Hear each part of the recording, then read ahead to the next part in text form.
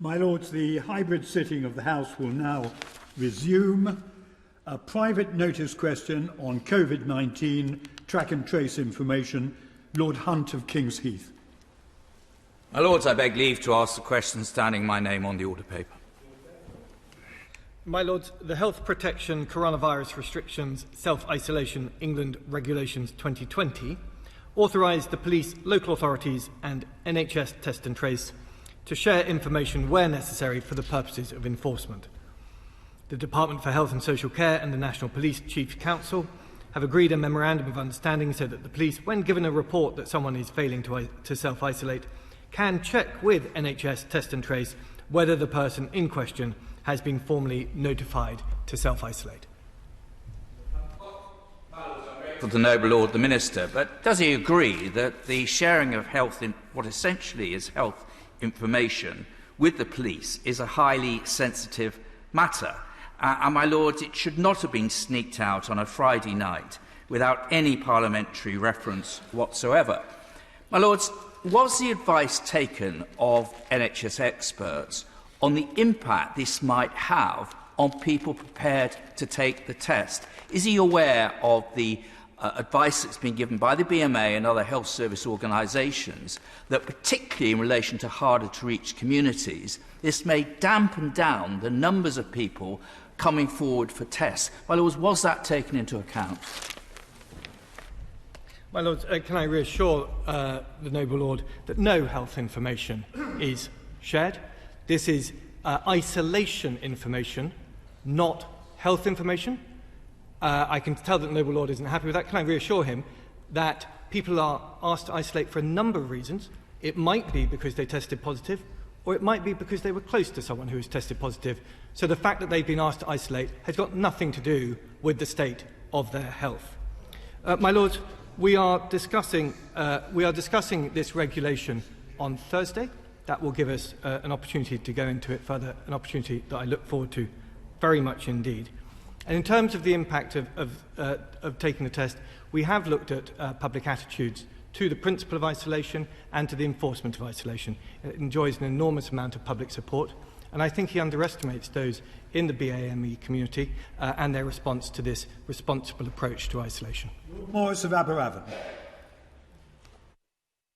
I welcome the principles set out in the Memorandum of Understanding on prosecutions under Regulations 12, 13 and 14.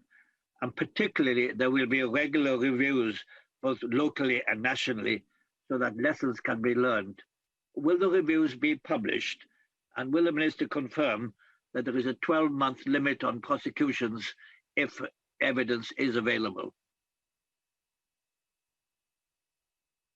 Those are two very important and clear questions. I will, though, have to take them back to the Department and write to the noble Lord with very clear answers.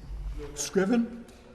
My Lords, despite what the noble Lord the Minister says, this Memorandum of Understanding has undermined some people's trust in test and trace. And the best way to deal with that is to shed the light of transparency onto what actually is in the Memorandum of Understanding. So therefore, will the Government commit to publish the Memorandum of Understanding? Well, my Lords, I do commit to publishing the Memorandum of Understanding. That is our intention. It has to be cleared of some officials' names and to be redacted accordingly. And when we've gone through that process, we will be publishing it. But can I just address his central point, which is a very reasonable point, and I'm glad he made it, because he is entirely right, and the noble Lord, Lord Hunt is right, that there is a balance here. The balance is between the principle of consent, which is how we went about the implementation of a great many of our measures, and the principle of effectiveness. And we are quite late now in the stage of the epidemic. I think it is reasonable to demonstrate the seriousness of the principle of isolation, to make the clarification of what isolation means crystal clear and therefore in statute. And for some people who who do not have a responsible attitude and in fact have behaved irresponsibly, for them to have the sanction of the law. It is not our intention to rack up a large number of prosecutions on this, as it hasn't been in other areas. It is, though, our intention to be clear, to be determined, and to make this incredibly important part of our breaking of the chain of transmission as effective as possible. Ernest Lane Fox of Soho. Understandably, this news has caused much confusion. You only need to take to social media to see people's anxieties. As I understand it, the app keeps all data locally on your phone, and only when you upload a positive test does it then become more widely but anonymised and available. What measures are the government going to take to make sure that communications about this is crystal clear so that people are able to totally understand the privacy implications of what they're doing, as it seems that there is still much anxiety about exactly what is able to be done? Well, I'm grateful for Noble Baroness for her insight, but can I reassure her that the information on the app is not covered by this memorandum of understanding. That is a principle that has been made very clear by the NHS app. This is the data that is held on CTAS, the Public Health England database. It is, remains the property of Public Health England, and the MOU is very specific about that. The app, as the Noble Baroness is aware, is a distributed source of information. It has extremely high privacy barriers to it, and this MOU does not in any way breach those privacy barriers. Lord Speaker, I think it's disingenuous for the Noble Lord the Minister to say that this is not a health issue, in answer to my noble friend Lord Hunt. And following up from Baroness Lane Fox's question, I imagine the police would have been concerned about the implications for data protection from both themselves and for individuals. So can I ask the Noble Lord the Minister about how the storage of personal data that's being handed over to the police is going to happen? Who will keep that and how will it be handled? And are there any discussions taking place or planned involving the Department of Health and Home Office or Cabinet Office on data sharing? Well, my lords, the data collected by PHE for Test and Trace service is held, as I said, by the Contact Tracing and Advice Service, CTAS database, and it will be provided to the police on request. It isn't a question of a wholesale sharing of all data. The data that can be shared with the police are the recorded name and contact details of an individual who's been instructed to self-isolate, and the date on which they were told to self-isolate, and the date on which the period of self-isolation ends. No testing data or health data are shared with the police at all. Mann. Have a defined national police strategy on the policing of breaches of self-isolation, or will we see a patchwork of implementations by different chief constables across the country? I thank the Noble Lord for his question. The intention of these regulations are threefold. Firstly, to increase public understanding of the importance of self-isolation. Secondly, is to help support people to comply with self-isolation by making sure that they understand the consequences of breaking those rules. And thirdly, is to introduce fixed penalty notices for those who do not follow the rules. It is not our intention to enforce a surveillance culture around this. It is instead to leave it to members of the public to take it into their own hands as whether they would like to share instances of breaches with the police, and to give the police an opportunity to follow up those reports in a timely, accurate and efficient fashion. Baroness Jones of Malscombe. My Lords, in an earlier answer to the Noble Lord, Lord Hunt, the Minister seemed to suggest that Lord Hunt was casting aspersions against the BAME community in terms of their willingness to sign up or not because of data sharing with the police. Would he like to take back that slur? And could he tell me, please, which BAME communities he's spoken to before imposing these conditions? Grateful for that important question, and I at no point would ever wish to cast any aspersions or slur to the noble Lord, Lord Hunt, who I count as a close colleague and someone whose opinion I respect enormously. But I was replying in response to his question about BAME communities. We are deeply, deeply involved in talking to a large number of those communities who have been traditionally hard to reach. We are engaged with them in many, many levels to talk to them about how we can address the marketing challenge of getting our messages to them, how we can shape our messages so that they are fully understood, and how we can address any concerns they may have about the test and trace programme. I would like to report to the Noble Baroness that we have been extremely pleased by the very encouraging responses we've had from those communities, and that is why I think it's not reasonable to assume that any one particular community would be more or less suspicious of this programme than another. My Lords, all supplementary questions have been asked, and that brings the private notice question to an end. Resume debate on the amendment in the name of Lord Judge to the motion for the second reading of the United Kingdom Internal Market Bill. I now call the next speaker on the list, Lord Fox. Yesterday we heard some remarkable speeches, not least from the two debutants, Baroness Hayman and Lord Saffras.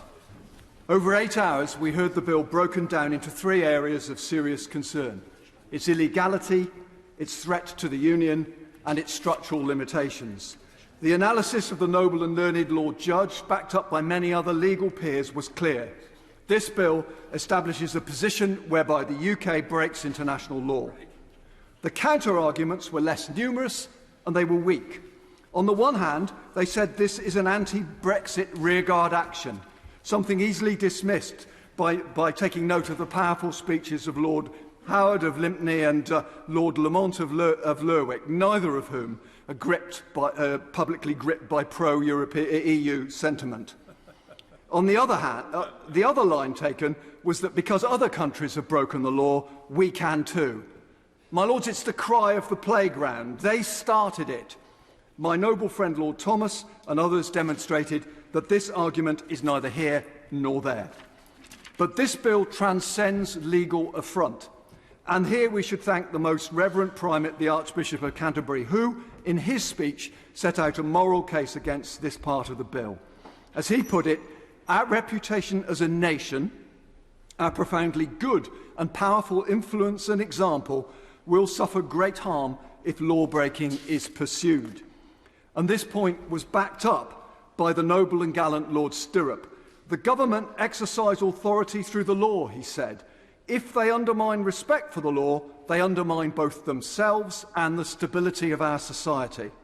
And it's fair to say, my Lords, that Lord Stirrup knows a thing or two about the importance of moral courage. And my Lords, this is not an academic argument. If we needed to be reminded how this bill can affect the lives of people on the island of Ireland, my noble friend, Lord Alderdice, speaking from his vast experience, set out what is at stake. And my noble friend, Baroness Sooty, put it, the Northern Ireland Protocol, which is far from perfect, is nonetheless a carefully constructed compromise to try to maintain peace and stability on the island of Ireland and protect the Good Friday Belfast Agreement. Quite. Amongst yesterday's speeches came a quite remarkable intervention from Lord Barwell, a man with a unique window on this process. He recalled how, in a meeting with EU officials, Theresa May asked why the Northern Ireland backstop had to be set out in such operational detail. She was told, because bluntly, we do not think you will be here for much longer, and we do not trust what is going to follow in terms of living up to any commitments. So, my Lords, far from sending the EU a stern message about the UK's resolve, this bill simply confirms their suspicions about our trustworthiness, or rather, our lack of it. Moving on to devolution, the Lord Callanan asserted that these powers are not designed to take powers from the devolved administrations.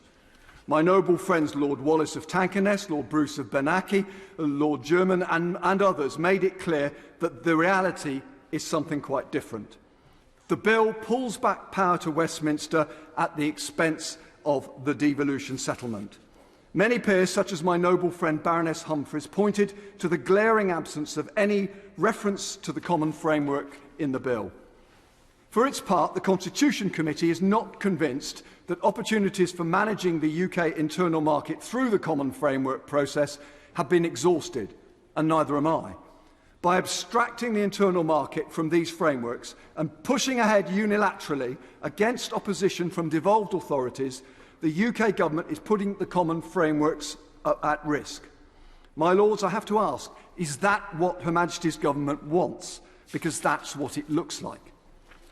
In light of progress being made with the common frameworks, my noble friend Lord Newby questioned with considerable support whether this bill is actually needed at all. However, in his speech, Lord Callanan claimed that without the bill, a Welsh lamb producer could end up unable to sell their lamb easily. Scotch whisky producers could lose access to supply from English barley farmers. My noble friend Lord Purvis asked some specific questions regarding whisky. I would like to ask what possible grounds are there to support the Welsh lamb claim. Further, Lord Callanan also said this bill will allow professionals such as doctors and nurses qualified in one of the UK nations to work in another. My lords, if by this the minister is saying without this bill English doctors will not be able to practice in Wales, then I challenge him. If not, then what is the minister saying? My lords, I think these comments are entirely baseless, and I ask Lord True to demonstrate that either they are rooted in fact or to withdraw them. The third element of this bill is the role of the CMA as the home for an office for the internal market. As ever, I listen to my noble friend Baroness Bowles on such issues. The committee stage will see significant debate in this issue. It will come as no surprise that noble lords on these benches will be supporting Lord Judge's regret motion today. But as my noble friend Lord Newby made clear, it cannot stop there. This was backed by a strident call to arms from Lord Butler. He and others made clear that your lordships have to be prepared to stand by the splendid speeches that we heard yesterday when we get to the sharp end of this bill. And in that regard, your lordship's house should be indebted to the Lord McNally, my noble friend, for outlining the outcome of the Cunningham Commission. We should, as he explained, not be inhibited in standing up to the government on this bill. My lord, the conclusions I draw from yesterday's debate are that the illegality of this bill must be removed. Clauses 44, 45 and 47 should be excised and the Henry VIII clauses removed. The role of the common frameworks as the prime mover in a single market must be reinstated, and consensus must be sought on the principles of a bill where the market is managed and the disputes are dealt with. Finally, there needs to be an office for the internal market, then it needs a different governance structure from the one proposed here. My lords, we all know this bill is illegal, and we know that it flouts important constitutional issues and threatens devolution. More than that, we know it has already eroded trust in our institutions, and we know that it is damaging the reputation of this country, which promotes the rule of law. But finally, and perhaps most insidiously, we know that any law that seeks to permit the executive to break laws is morally wrong. Lord Stevenson of Balmacara. My lords, it seems a long time ago now, but can I start by thanking the noble lord, the Minister, Lord Callanan, for introducing the bill. It was, as many noble lords commented at the time, a little surprising that he did not cover Part 5 of the bill, but maybe he decided that others would be focusing on that, and he was right. I'd like to thank my noble friend Baroness Hayman of Ulloch and the noble Lord Sarfraz for their excellent maiden speeches, and we welcome them to full membership of the House. My Lords, we have benefited enormously from the advice of our standing committees, and our deliberations have been improved by the contribution of their members. And I thank everyone from all groups who contributed, and the House authorities for the technical wizards who made it all work seamlessly. It was a long but very worthwhile day. And, my Lords, it's an honour to wind what I think will turn out to have been a significant debate. My Lords, there's very little usually to say about why a government, especially one recently elected with a huge majority, should bring forward a seemingly routine bill for Parliament to consider. It would have probably appeared in its manifesto, it would have featured in the Queen's speech, and it would have been preceded by consultations, a command paper or two, and possibly pre-legislative scrutiny, although that sadly appears to be out of fashion these days.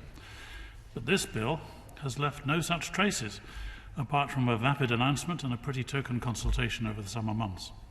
And during the debate yesterday, two rather different narratives emerged. On the one side, an assertion that this was a vital and necessary bill required to ensure that the internal market within the UK worked smoothly with effect from the end of the transition period, with Part 5 tacked on just in case it became necessary to legislate if the Joint Committee failed to resolve issues related to the complex customs and single market situations in Northern Ireland. On the other side, a feeling that this bill could not be supported as it stood because it was not only asking members of this House to be complicit in a proposal to take powers to break the rule of law, it was also damaging, possibly fatally, to the devolution settlement packed with egregious Henry VIII powers and full of internal inconsistencies about how and to what effect the single market and state aid rules would operate after the transition period ends. My Lords, I am not by nature a believer in conspiracy theories, but the communiqué issued by the Cabinet Office after yesterday's withdrawal agreement joint committee meeting makes interesting reading.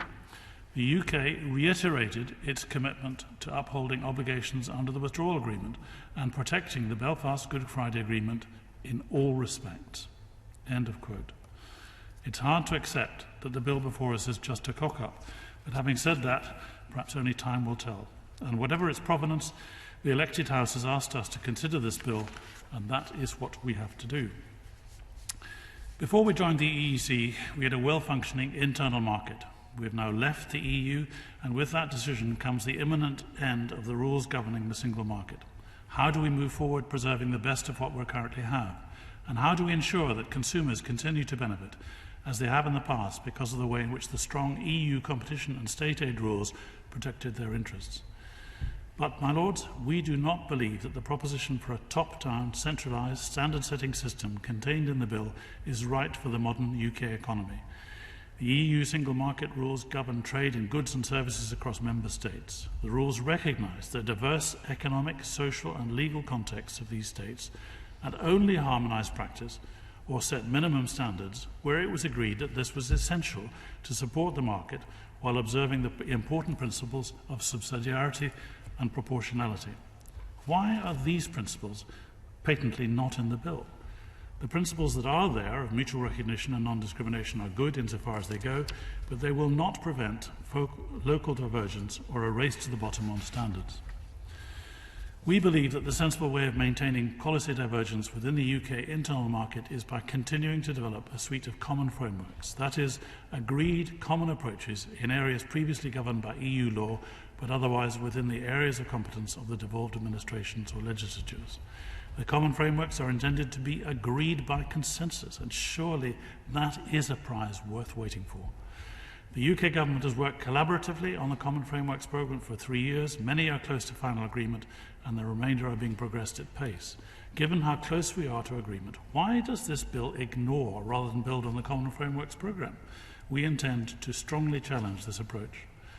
This bill, my Lord, threatens to frustrate the progress made so far and undermine future trust and cooperation because, to quote the chairs of the Constitution Committee and the EU Committee, the bill provides the government with powers to alter the competence of the devolved administration and risks destabilising existing devolution arrangements.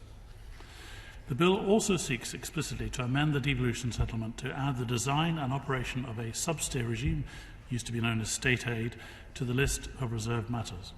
This has been described as a power grab, and it cannot be right for the UK Parliament to press ahead with legislation on an issue which is causing such genuine anger and concern. Again, it's difficult to see what is to be gained by pushing ahead with this bill when so much needs to be determined about how and in what circumstances the UK wishes to evolve its state aid regime for the future. And when we learn that the government intends to follow WTO rules on state aid after 31st December, we ought really to start worrying. We will be suggesting that the UK state aid system should be run by an independent regulator with the power to rule against illegal subsidies, taking an evidence-based approach to deciding when a subsidy is harmful or distortive. The IOM will not work unless it is independent, trusted and supported across the UK. My noble friend Baroness Hayter has outlined our approach to the CMA, and I repeat her call that the CMA's present structure is inadequate not simply because it fails to represent the four nations, but because it also lacks a clear duty to place consumers at the heart of its work. Competition is undoubtedly an important way of avoiding consumer detriment, but it is not, and never will be, an end in itself. As I've hinted, most of the speeches during the second reading bill have focused on the egregious clauses 42 to 47 in this bill. Despite amending the bill in the Commons, it has not been improved by the additions made, and the arguments put forward yesterday by a huge range of speakers from all parts of your Lordship's House are comprehensive and utterly convincing. As my noble and learned friend Lord Faulkner and others reminded us, the tensions inherent in the protocol on Ireland, Northern Ireland, were not hidden. They were apparent from the outset. The breach of international law has been entered into knowingly. The bill strikes at the heart not only of the protocol, but of the withdrawal agreement. The bill could pose a threat to the maintenance of the Belfast Good Friday Agreement. In bringing forward the bill, the government alleged that the EU had not been acting in good faith. The government has not disclosed any evidence that the EU has acted in bad faith. The government amendment in the other place does not alter the bill's fundamental incompatibility with the withdrawal agreement. The government's preemptive action has placed the United Kingdom in the wrong. The bill has damaged the United Kingdom's international reputation as a defender of the rule of law. As my noble and learned friend said yesterday, we will invite the House to remove Part 5 of the bill, neck and crop, to use his colourful language, at the earliest opportunity, and we hope that therefore we can work with all parts of your Lordship's House so that the House can do everything it legitimately can to ensure that Part 5 remains removed permanently. The amendments to this bill put down by the noble and learned Lord Judge and by the noble Lord Cormac are supported by this side, and as far as I can judge, by the vast majority of your Lordship's House and by the country at large. If moved, we will support them. I expect the government will be humiliated by the size of the majority against it, and a message will go out to the EU and the world that at least this House has standards and principles which others can depend on, even if the present government has not. When the history of these troubled months comes to be written, it will not be kind to the current Prime Minister and his Cabinet. Lord True. My Lords, I thank all those who've spoken, obviously, in this long debate, and in particular the remarkable and uplifting speeches, maiden speeches by Baroness Hayman of Alloch and the noble Lord Sarfraz. My Lord, sometimes all of us need uplifting, and long may they stay in this House to enlighten us. My Lords, it's been a serious debate, and that is appropriate on serious matters of serious importance. The sustaining of the Union of the United Kingdom and the building of prosperity in a climate of certainty and security for business. Though I did have some reflections during the course of the debate, my Lords, and at one point found myself asking if Henry VIII's foundation of the Church of England was fully in accord both with our domestic law and international obligations. I apologise if I cannot mention over 100 speakers by name when addressing the many issues raised, but I've listened carefully to every speech, and I shall respond as fully as I can on the main issues and will write to noble lords on points of fact where that is not possible. Let me first address points made on the main parts of the bill ably presented by my noble friend Lord Callanan, before I come directly to answer the amendments before us, on which the noble Lord Judge has indicated that he unusually wishes to divide the House at second reading. Now, my Lords, I was pleased to hear understanding across the House for the purposes behind the bill, even if we didn't agree on the bill. There is agreement that commerce, services and professions must be enabled to operate freely across the whole of the United Kingdom. That's something widely supported, indeed demanded, by business, including in Northern Ireland. Without this legislation, there could be problematic divergence, putting at risk the seamless trade businesses in Scotland, Northern Ireland, Wales and England enjoyed before we entered the EU, enjoyed in it, and should enjoy hereafter.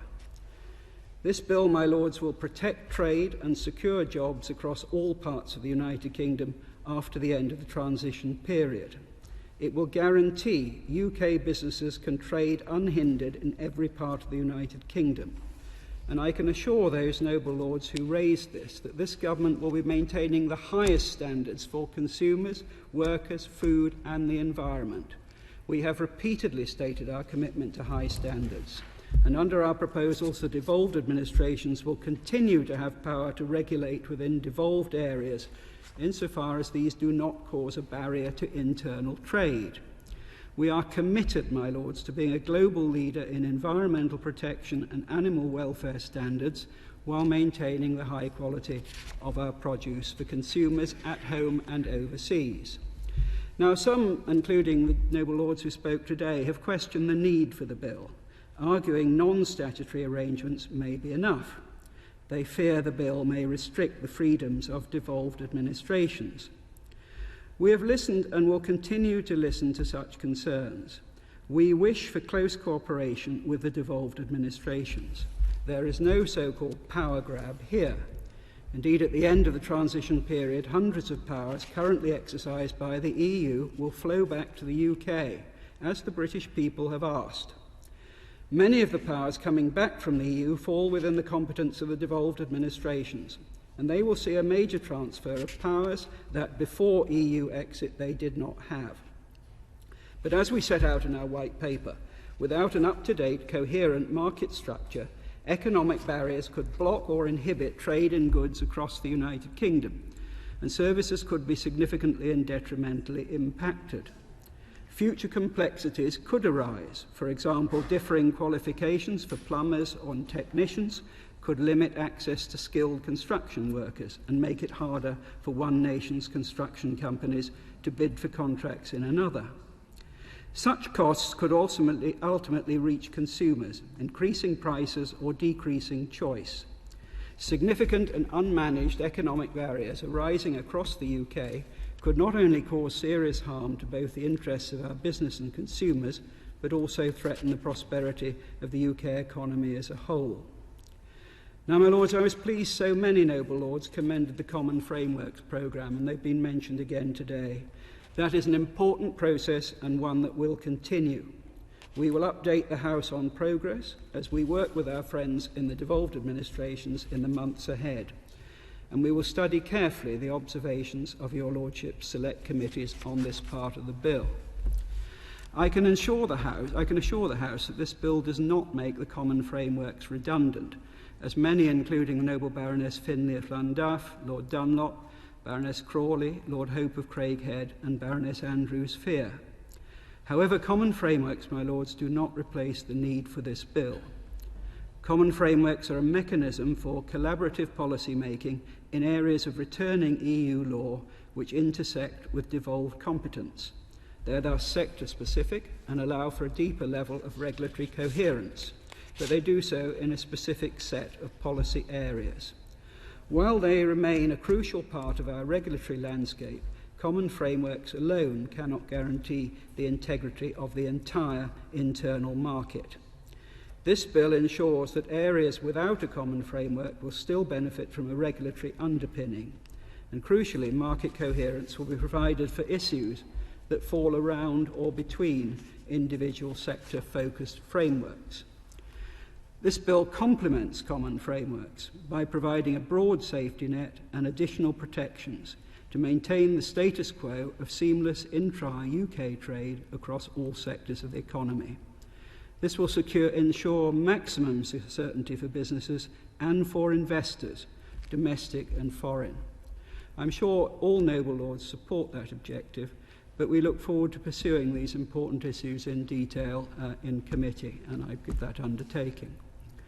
Now, my lords, let me turn to the subject of most of the speeches yesterday, Part 5 of the bill, and the amendments before your lordships. My lords, the future of our union and the sustaining of the Belfast Agreement are at the heart of this bill. A strong and open internal market with the ability to support all parts of our union and to deliver prosperity for communities across the whole United Kingdom is something we should surely all support. And that includes Northern Ireland, as is affirmed in Clause 42 of Part 5. Support for free trade across the United Kingdom must extend to the good people and businesses of Northern Ireland. They are our countrymen and women, part of our union. This government will allow no foreign authority, armed with whatever pretext, high or low, to undermine the principle of free trade within our custom territory that has been fundamental since the Act of Union. And I'm pleased to tell the Noble Lord Brown that EU state aid rules will not apply to Northern Ireland as they do today. State aid provisions apply only to trade subject to the protocol, which is limited in scope to goods and wholesale electricity markets. Northern Ireland will therefore enjoy new flexibilities with respect to support for its service industries, including those with the potential for rapid growth, for example, fintech and cybersecurity businesses. I thank Lord Judge, and I hope the House will forgive me if I send my good wishes to Lady Judge and wish for a speedy recovery. I thank the Noble Lord for meeting with me and understand why he cannot be here today and sharing with me his thoughts on this part of the bill. His objections, as we have heard, fall not on the objective to safeguard our union and the Belfast Agreement, but his strongly held sense, as held by other Noble Lords who've spoken, that Part 5 of the bill, sent to us by another place, undermines the rule of law. My Lords, we share a full and fundamental respect for and belief in the rule of law. That is not something handed to us from outside by some directive or convention. It was won in the sacrifice of civil war and affirmed in the Glorious Revolution and the Bill of Rights and the Claim of Right, since when our parliamentary government and rule of law, as many have said, have been an inspiration to the world. The government does not believe the limited contingent proposals in this bill change that position. It does not accept that these safeguard provisions render our country, as has been claimed, an international pariah, or justifies, as was asserted, murderous actions by others. People are still talking to us, my lords. Indeed, your Lordship's Constitution Committee said in paragraph 171 that in domestic law it is correct that Parliament may enact legislation that infringes international obligations. This bill does nothing to abrogate our commitment. We are committed to implementing the withdrawal agreement and the Northern Ireland Protocol, and we've already taken many practical steps to do this. We are continuing, as the Noble Lord opposite said, to work with the EU in the Joint Committee, set up to address uncertainties and incompatibilities in parts of the Northern Ireland Protocol. We hope we may resolve the outstanding issues and avoid the maximalist interpretations by the EU that might lead to a situation where tensions arise between our domestic obligations and our international commitments, and we then have to act to resolve them. But we cannot guarantee, my lords, that agreement will be found. The fact remains we have not reached agreement. Last Thursday, the EU summit appeared explicitly to rule out a Canada-style deal. It effectively restated its opening position in the negotiation as its present position and instructed the UK to move. As my right honourable friend the Prime Minister said last Thursday, the EU have refused to negotiate seriously for much of the last few months.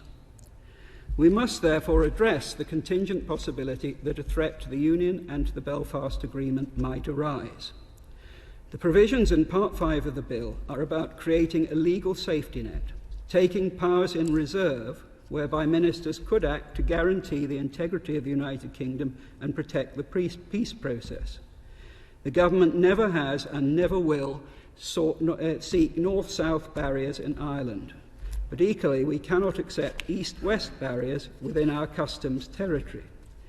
The imperative here is balance. The prerequisite is reason. In the difficult and highly exceptional circumstances in which we find ourselves, It is right that we take these precautionary steps now. And I can also confirm to the House, as asked by the Noble Lord Falconer, that we will also take action, if necessary, in a finance bill in 2020 to address the issue of tariffs. We are clear that we are acting in full accordance with UK law and the UK's constitutional norms in our actions. We do not take this action lightly or without good reason. Now, my Lords, your Lordships will have every chance to consider these matters in committee, and consider them we must. We cannot set aside our constitutional duty to scrutinise a bill that has passed through the other place with a healthy majority, as was said by the Noble Lord opposite. To do so would be a failure to fulfil our revising purpose. And neither of the motions before your Lordships does refuse that.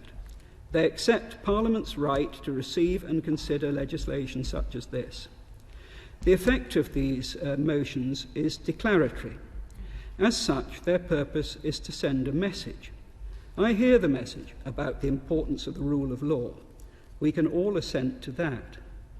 The Noble Lord opposite used the language of message, and there is another message that some will hear, my Lords, a message, as he himself said, to the European Union, and that would be that if the UK government and the elected chamber refuse to accept the EU's most encroaching demands, then your Lordships will deny the UK government a contingent power to protect our union and safeguard the Belfast Agreement.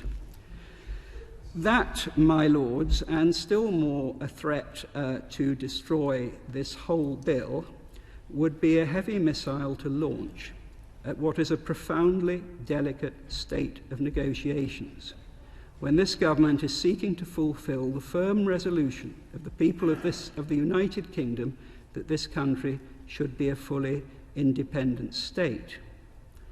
That is the context of these proposals, my Lords, and I am deeply mindful of the wise words of my noble friend Lord Hunt of Wirral and the noble Lord Skidelsky, that this House shouldn't tie the hands of this government at this time. My Lords, it is the government's sincere wish that these provisions never need to be invoked. We have listened to the views of those concerned and amended the bill so that clauses 44, 45 and 47 can only be commenced following approval by the House of Commons. In addition to this, I can confirm to my noble friend Lord Lamont that regulations under clauses 44 and 45 could only be made following approval by Parliament as a whole, and that includes your Lordship's House. In circumstances where your Lordships have the power to set a staying hand, and do so at a time when we will know the state of negotiations between the UK and the EU, it would seem quixotic to threaten, as the noble Lord Butler did, to destroy the whole bill now. My noble friend Lord Bridges posed a question. The government does not consider these clauses, as and when the bill is enacted, of themselves breach Article 4 of the Withdrawal Agreement, which requires that those provisions of EU law made applicable by the Withdrawal Agreement are given effect in domestic law in the UK in the same way as they are in EU member states. But, my Lords, there is a political question as well as a legal question before us, and there is a balance of judgment to be made in the national interest. I repeat, the fact remains there is no negotiated agreement, and the government must be realistic that we're barely more than 2 months away from the end of the transition period. And, my Lords, I don't accept strictures as to morality, although I do note with interest that I now have to seek moral guidance in the House Journal of Mammon. It would be irresponsible not to have measures in place in our domestic law that allowed ministers to protect the UK's internal market and the Northern Ireland peace process. The government is making sure the protocol is implemented in a way that works for Northern Ireland, that is in a way that is flexible, pragmatic and proportionate, in line with the approach set out in our May Command paper. That was an approach which was broadly welcomed by the majority of businesses and political parties in Northern Ireland, and it is the basis on which we have been negotiating with the EU, on which we will continue to negotiate. But we cannot and will not allow harmful legal defaults under the protocol to take effect. In all circumstances, Northern Ireland is and must remain part of the UK customs territory with genuine unfettered access to the rest of the UK internal market. And we must, at the very least, avoid the European Commission applying its state aid rules to companies in Scotland, Wales or England with no link, or only the most trivial one, to Northern Ireland. As we've made clear, my lords, if these measures were ever needed, their commencement would be subject to a vote in the other place and a take-note debate in our House, as set out in the government's statement on the 17th of September. Your lordships would have the opportunity to vote against the necessary statutory instrument, although of course I hope that you would not be so inclined. One has to travel in hope, my lords. The rule of law is a great matter. It is a great matter, my lords. And the integrity of this union is also a great matter. There is a balance to be struck in the context of these difficult times, and proportion to be found. We believe that these measures, with all the safeguards I have mentioned, strike that balance without tying the hands of the government at a critical time. My lords, what is potentially proposed is not an armed invasion of another nation. It is a contingent and potential power subject to safeguards which the government has stated it hopes need never be invoked. And it is presented to Parliament fully in accord with our constitutional norms. I urge the noble lords to support the bill and not to support the amendments in the names of the noble lords, Lord Judge and Lord Cormac. Lord Judge. My lords, may I thank everybody who's taken part in this debate, including those who disagree with me. May I particularly welcome Baroness Hayman and Lord Saffraz. I particularly welcome Baroness Hayman, and Lord Saffraz won't be upset with me, I'm sure, if I say it's an absolute delight to know that there are now 3 members of your Lordship's House who support Leicester City Football Club. My lords, the debate has reinforced my anxiety about this bill. We are giving if it is enacted, we shall be giving the executive the most extraordinarily wide powers, and until the debate I had not fully appreciated the dangers to the Union of giving the executive in London effectively uncontrolled power over the way in which the internal market will work. That seems to me to reinforce my anxiety. There are just a couple of points I wish to make. I notice that the Minister has not resiled from the proposition, which some of those who support him were keen to advance, that this bill, if enacted, would not break international law and not break the law. And not break the law seems to me to be a crucial element in this. Fact of the matter is, the law would be broken. The Minister has said so. The Minister said so in the House in the other place. The Treasury Solicitor resigned. Lord Keane has resigned. There can be no getting away from it. And to be fair, the Minister before in our House has not sought to do so. That's the starting point. I then have listened to a number of arguments suggesting the government's entirely justified anyway. The EU has been acting in bad faith. And although the Minister didn't use those words, he did just touch on it by referring to the way in which the negotiations had broken down, and the Prime Minister describing how the EU was refusing to negotiate.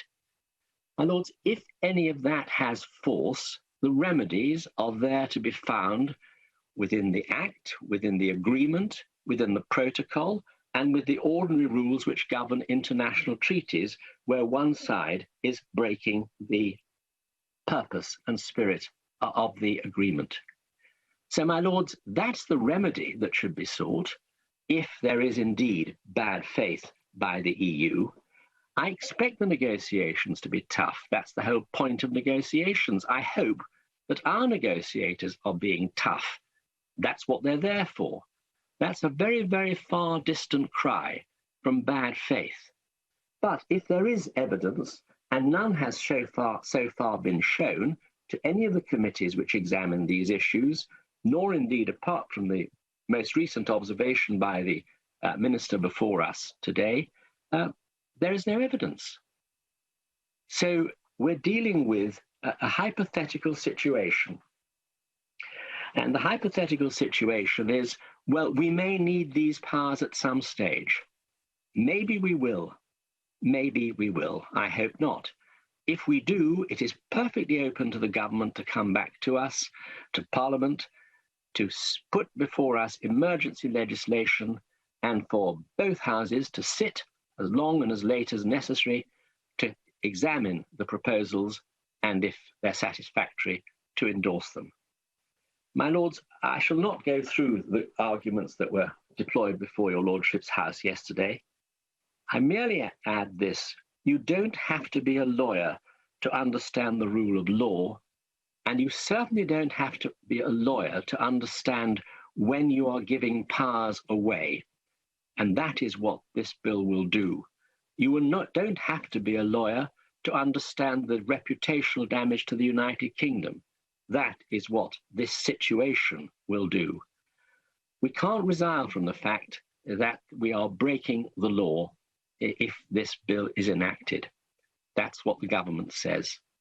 My Lords, that is why, while I quite understand the Minister's anxiety about the future, and I share his concern about the future, I'm going to seek the views of this House. Just before I finish, I would like to thank the Minister for his courtesy and his good wishes. My Lords, I move my amendments and I seek the opinion, my amendment, and I seek the opinion of the House.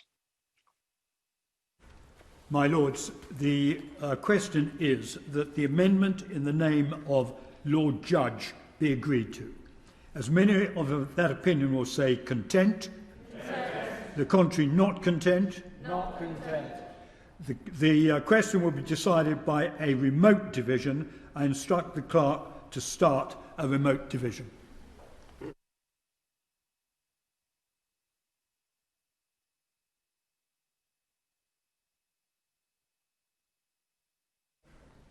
My Lords, the remote voting period is open. Members are now invited to record their votes using the remote voting system. Members will have 10 minutes to record their votes. I will make an announcement when the remote voting period has ended. Clear the bar.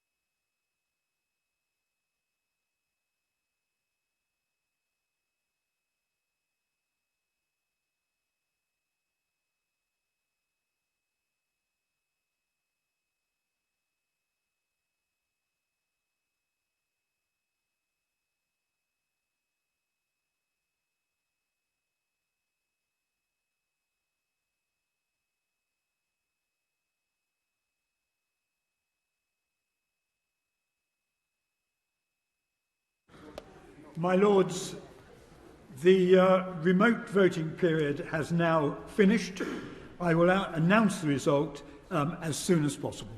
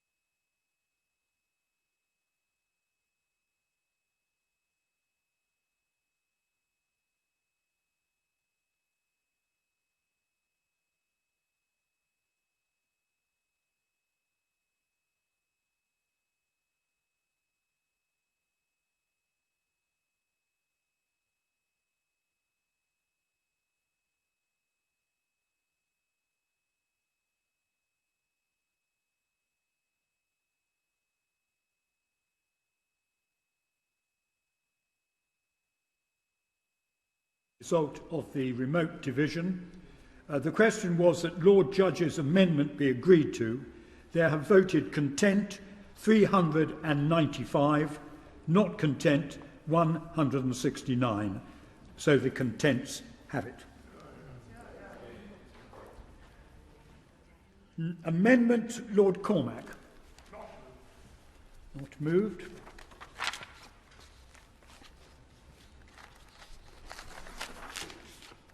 The question is that the motion for second reading, as amended, be agreed to. As many of that opinion will say content, the contrary not content, the contents have it.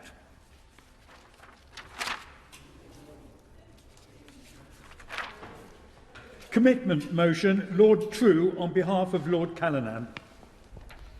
My Lords, I beg to move that this bill be committed to a committee of the whole House. The question is that this bill be committed to a committee of the whole House. As many are of that opinion will say content. The contrary not content, the contents have it. Order of consideration motion, Lord True on behalf of Lord Callanan. I beg to move the motion standing in my name on the order paper.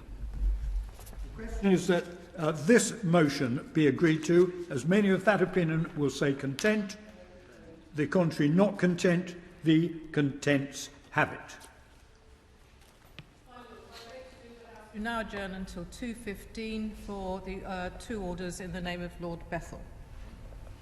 The question is that the House do now adjourn until 2:15 for the two motions in the name of Lord Bethell. As many of that opinion shall say content, the contrary not content, the contents have it.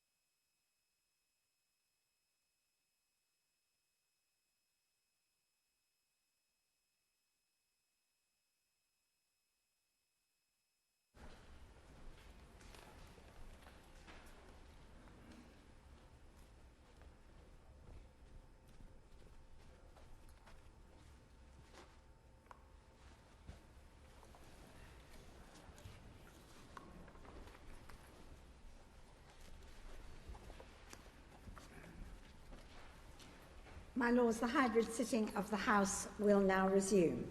Debate on the health protection coronavirus restrictions number 2, England, amendment number 5, regulations 2020 and one other motion. The time limit is 1.5 hours. Lord Bethell. My Lords, I beg to move the motion that these regulations be approved.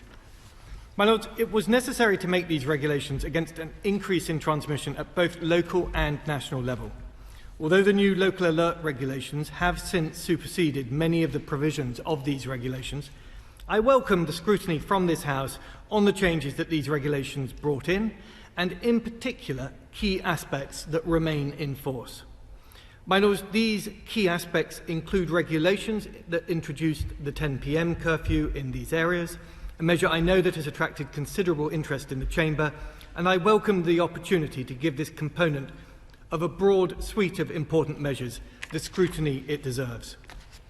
My Lords, SI 2020-1029 tightened the number 2 regulations in key respects which have attracted considerable comment. These important modifications were necessary due to an increase in the prevalence of the virus. The ONS estimated that coronavirus had doubled in this area in the month up to the 13th to 19th of September to 1 in 500 people. From Thursday the 24th of September, the day that SI was made, the following changes came into force. The early closure of premises selling food and drink between 10 o'clock and 5 a.m, the restriction in relevant hospitality venues to table service, the removal of exemption to the rule of 6 for adult indoor sport, new penalties on individuals for breaking the rules to a maximum of £6,400, and some other measures. The following changes took place from the Monday the 28th of September, including changing the exemption to the rule of 6 for weddings and wedding receptions to a limit of 15 people, limiting life cycle events to 6 people, and raising penalties for businesses who are not following COVID-secure guidelines to a maximum of £10,000.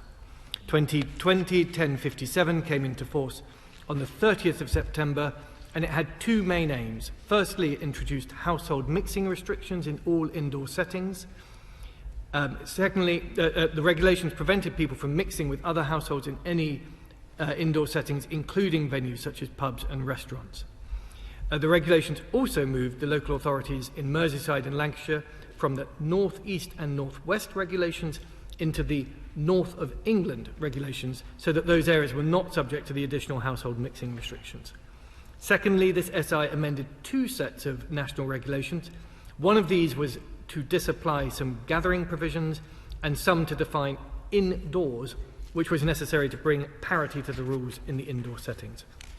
My Lords, most of these amendments in both SIs are no longer in force because of the local alert level regulations have replaced them. However, SI 2020-1029 is still required because it increases the level of fines which would apply to those flouting targeted action to close specific outdoor public places. This has been one of the top demands of councils in their fight against coronavirus. Similarly, for 2020-1057, a majority of these measures have been replaced by the local alert level regulations. However, some amendments, such as those that insert a definition for indoors, still continue to apply. It has been necessary to maintain these regulations to ensure that the requirements on business as provided under the Obligations of Undertakings regulation continue to support the COVID-19 response. My Lords, I also want to take this opportunity to say a word about the 10 p.m. curfew. SAGE have highlighted that alcohol consumption may increase risk of non-compliance with social distancing, and that hospitality settings are therefore associated with increased transmission. With 10 years' experience at the front line of the late-night entertainment industry, this feels to me like a statement of common sense. My Lords, this epidemic is unprecedented, and it is not possible to run randomised trials or controlled experiments. So we rely on our recent experience for the science, and the views of our analysts are clear. In a Centre for Disease Control study of symptomatic patients from 11 US healthcare facilities in July 2020, adults with confirmed COVID-19 were approximately twice as likely as control participants to have reported dining at a restaurant in the 14 days before becoming symptomatic. Public Health England data shows that between the 3rd of August and the 27th of September, at least 148 outbreaks occurred in restaurant and food outlets. The PHE surveillance, 21st to 27th of September, showed that 13% of those testing positive had eaten out around the time of their likely infection. Police data on street antisocial behaviour suggests that 10 o'clock is an inflection period in the night. And of course, we have the example of the Belgian authorities in Antwerp. My Lords, the prevalence of the disease in the younger demographic is a further clue to how the virus operates. My Lords, our initial experience suggests that the 10 p.m. curfew has struck the right balance, allowing businesses to trade for the majority of the evening while reducing the risk of compliance with social distancing measures breaking down. And it has sent a signal to people, particularly the young, that socialising in a way that breaks social distancing is a sure way to transmit the disease. Engagement with local authorities is and will continue to be a key part of this and other response mechanisms. My Lords, we're not alone in our decision to ask pubs, restaurants and cafes to close early. Denmark, which up to this point had taken a more relaxed approach, are now asking hospitality settings to close at 10 p.m. Urban areas of Spain and Germany have a curfew at 11. Across Italy, there is a curfew of 12 for all hospitality and 9 for those who do not offer table service. 9 cities in France, including Paris, have a curfew of 9. In other countries, a curfew has been placed on other commercial and retail businesses, or in the case of Belgium and Netherlands, an 8 p.m. curfew on the sale of alcohol. We are also seeing countries or areas that are experiencing steep rises in cases of coronavirus have gone a further step and closed hospitality businesses altogether, only allowing takeaway services and outdoor dining. This is true for Belgium, France, Catalonia in Spain, the Netherlands, and of course, most recently, the Republic of Ireland. My Lords, I am very grateful for your contribution to these debates and for your patience and continued scrutiny. I want to take this opportunity to thank in particular the Joint Committee for Statutory Instruments for their reporting on both SIs, acknowledging that there were drafting errors in SI 2010-29 and the Speaker's letter being late for SI 2020-1059. We aim to meet our obligations to Parliament, the public and the statute book in making these regulations. I have heard the numerous concerns from noble lords. I commend the efforts of the usual channels to programme the business of the Chamber. My Lords, I believe these regulations are proportionate and necessary to protect the public from the spread of coronavirus, and for this reason, I beg to move that we approve these regulations. Question is that this motion be agreed to. And for her amendment, Baroness Jolly. My Lords, my regret motion states that this House regrets that given the significant impact on the hospitality industry, the government has not outlined the scientific evidence behind the 10 p.m. curfew and that it is not sufficiently consulted with local authorities and law enforcement to ensure that the provisions are effective and enforceable. I beg to move. My Lords, I'm really looking forward. Was that the first...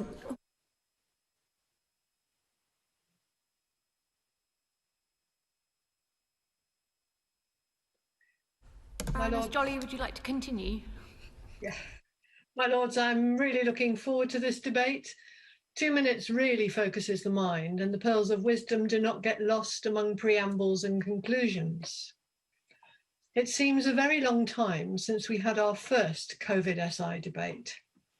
Sage, the Prime Minister, the Secretary of State, and the Minister have all wrestled with various aspects of handling this virus. We know more about it now, yet we have not managed to tame it. Despite optimism, it will probably take some time before we will be safe and feel safe wherever we go. And I suspect localised flare-ups will be with us for some while.